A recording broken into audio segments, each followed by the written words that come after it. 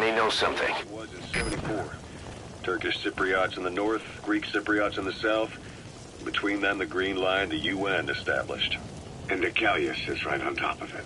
It does. Part of the buffer zone between the two groups. Another reason it was the perfect place to hide you. Easy to spot any outsiders snooping around. So how do things stand? And last year... Great, you made it.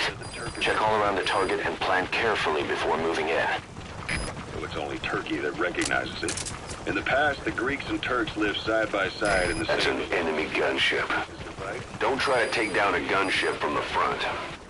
You won't win in a head-to-head shootout. Try to get behind it and take it down with missiles. But once you spark something like this, it's impossible to control. Both sides build up grudges like debt, without the foresight to see that each act of revenge just fans the flames. And then it's too late for other nations to rush in with peace talks. The embers keep on smoldering. Each nation's arrogance only breeds anarchy. The world is paralyzed by this hunger for revenge. Cyprus is no different.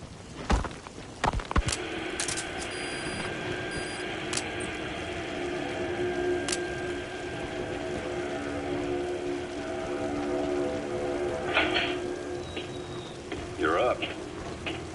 We're changing ships? We can't go sailing the Suez in a whaler. The Suez Canal. When did they reopen it? Not long after you were attacked. Once they finished sweeping it for mines after the Arab-Israeli conflict. Can you stand? We're gonna transfer to a container ship or passage through the Suez. Our destination is Pakistan, Afghanistan's neighbor to the south. That's the target. Looks like we found him. Peshawar to the zero line, the border. We'll travel to the Khyber Pass by road. And then? Continue on horseback. Afghanistan's main roads are under Soviet control. We'll need to go around them. It'll be all narrow, winding paths through the mountains. We'll do better on That must be the arms dealer. It's a local guerrilla tactic. They use the higher ridges to avoid air recons. Then they charge down the mountains for ambushes. The Soviets still haven't devised a counter strategy. Our time frame is only half as much as we really need. It's gonna be a tough march. Better Boss, get down. The enemy sniper. Stay low and crawl along the ground. That should enable you to sneak past enemies. While the Soviets have indicated they are not participating in the Los Angeles Olympics, primarily because the United States has made no attempt to guarantee the safety of the Soviet Union's athletes.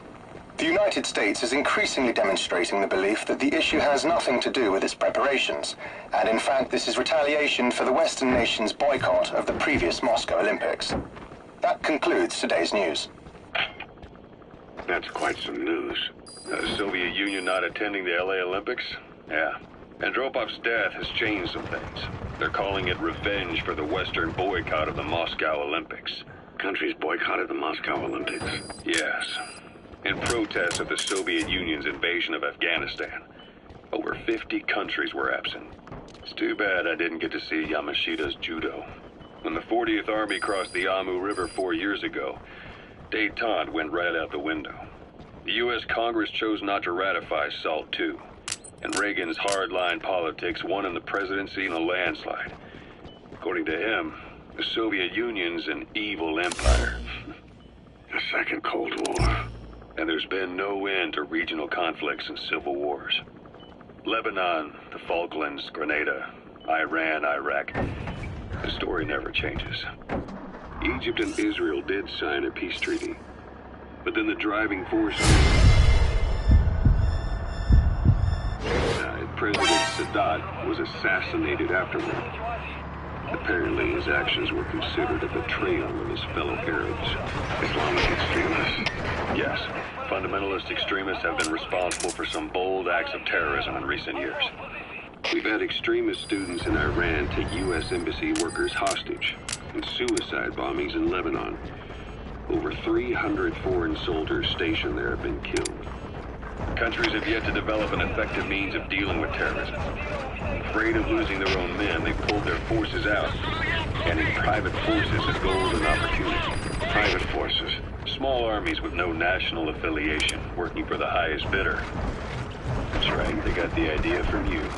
After Mother Base went down, they began spreading to meet the soaring demand. Miller's organization is just one of many PFs now. The entire world is after you. But at the same time, it needs you too. Miller told me about what happened in the Caribbean 9 years ago. You do remember Miller. You'd formed a private army with him. An army with no allegiance to a nation. I remember, but... I see. You're not sure what's fact and what's a fantasy caused by the coma. It's still all a mess. All I can do is tell you the facts as they were.